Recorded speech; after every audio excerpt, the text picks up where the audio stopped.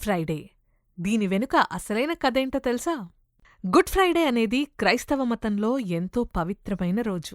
ఈ రోజున ప్రభు యేసుక్రీస్తు తన అనుచరుల కోసం, ప్రపంచ పాపాల విమోచన కోసం శిలువపై మరణించిన రోజు. వాస్తవానికి జీసస్ను శిలువపై వేలాడదీసిన రోజును పవిత్ర శుక్రవారం లేదా బ్లాక్ ఫ్రైడే అని కూడా పిలుస్తారు. యేసు ప్రభువు చనిపోయిన రోజును గుడ్ ఫ్రైడేగా పిలుస్తారు. ఈ రోజున క్రైస్తవులు ఉపవాసం ఉండి దేవుణ్ణి తలుచుకుంటారు, ప్రార్థనలో గడుపుతారు. లెంట్ కాలంలోనే గుడ్ ఫ్రైడే వస్తుంది. ఈ సమయంలో క్రైస్తవులు మాంసాహారం తీసుకోరు. గుడ్ ఫ్రైడే రోజున ఒకసారి పూర్తిస్థాయి భోజనం, మరో 2 పూట్ల ఫలహారం తీసుకుంటారు. యేసుక్రీస్తు దేవుని కుమారుడు. ఆయన పాపరహిత జీవితం గడిపాడు. ప్రేమ, క్షమ, దయ వంటి గొప్ప విలువలతో ప్రజలకు బోధన చేశాడు. ఆయన చెడు పనులను నిరసించాడే కాని ఎప్పుడూ ఎవరినీ బాధించలేదు. ప్రజలు ఆయనను దేవుని కుమారుడు, రక్షకుడుగా గుర్తించారు. అయితే అప్పటి ధర్మగురువులకు, పాలకులకు యేసు బోధనలు అసహ్యంగా అనిపించేయి. ఎందుకంటే ఆయన చెప్పేది ప్రజలను చైతన్యవంతం చేసేది. యేసు ప్రముఖుడవడంతో తమ రాజ్యాన్ని కైవసం చేసుకుంటాడేమో అని భయపడ్డారు. ప్రపంచవ్యాప్తంగా గుడ్ ఫ్రైడే రోజున ఒక్కొక్కరు ఒక్కో పద్ధతిని పాటిస్తారు.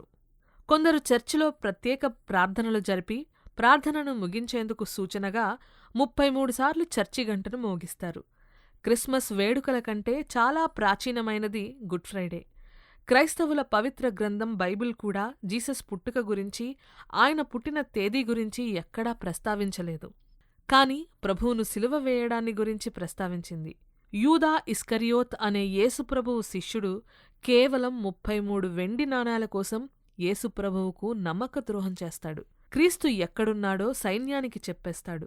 ఆ తర్వాత క్రీస్తును తీసుకురావడం, ఆయన్ను సిలువ వేయడం, సిలువపై వ్రేలాడి ఉండగా ప్రభువు చివరిగా మాట్లాడే 7 మాటలను క్రైస్తవులు ఈరోజు గుర్తు తెచ్చుకుని ప్రత్యేక ప్రార్థనలు చేస్తారు. క్రీస్తు యేసు తాను భూమిపై బతికున్న రోజుల్లో ఎన్నో బోధనలు చేశారు. అందులో ముఖ్యమైనది తమ పొరుగువారిని ప్రేమించి వారి తప్పులను క్షమించాలని చెప్తారు. దీన్నే క్రైస్తవులు అనుసరిస్తారు. మరణానంతరం యేసు శరీరాన్ని ఒక ధనికుడైన యోసేపు అనే వ్యక్తి సమాధిలో ఉంచాడు. అయితే 3వ రోజున, అంటే ఆదివారం నాడు ఆయన సమాధి నుండి తిరిగి లేచాడు. ఈ సంఘటనను క్రైస్తవులు ఈస్టర్గా జరుపుకుంటారు. అసలు గుడ్ ఫ్రైడే ఎందుకు గుడ్? యేసు మరణం విషాదకరమైన ఆయన మరణం ద్వారా మనుషుల పాపాల నుండి విమోచన జరిగింది. ఈ త్యాగం వల్ల మనకు రక్షణ దక్కింది. అందుకే ఇది దుఃఖదాయకమైన రోజైనప్పటికీ ఆ త్యాగం పవిత్రమైనదిగా భావించడంతో దీనిని గుడ్ ఫ్రైడే అంటారు. ఇది గుడ్ ఫ్రైడే వెనుక అసలైన కథ.